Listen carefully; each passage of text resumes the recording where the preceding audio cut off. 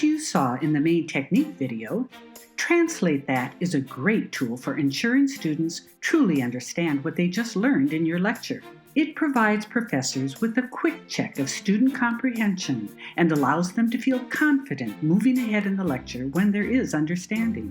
In an online class, Translate That can be used in both synchronous live lectures or in asynchronous pre-recorded lectures. Here's how it works.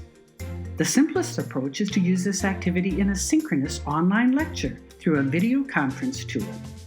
Just as in the main technique video, review your lecture before class to identify opportunities to pause.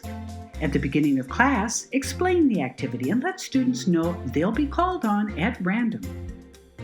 As you lecture, pause every 10 minutes or so and ask a student to translate the information you just shared in plain language to an imagined audience you specify. Ask the student you called on to provide their translation through the video or audio function available in most video conferencing tools. You can also call on students to write their translations in the chat pane of the video conferencing tool. Depending upon the student's translation, ask other students to clarify or add in missing information.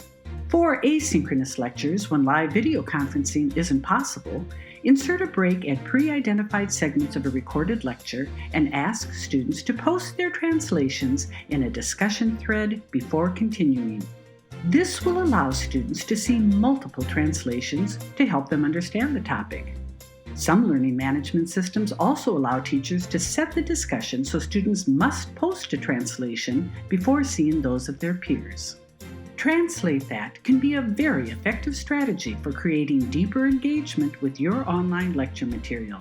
Here at the Patricia Cross Academy, we encourage you to try Translate That in your own online class. Download our free step-by-step instructions to get started.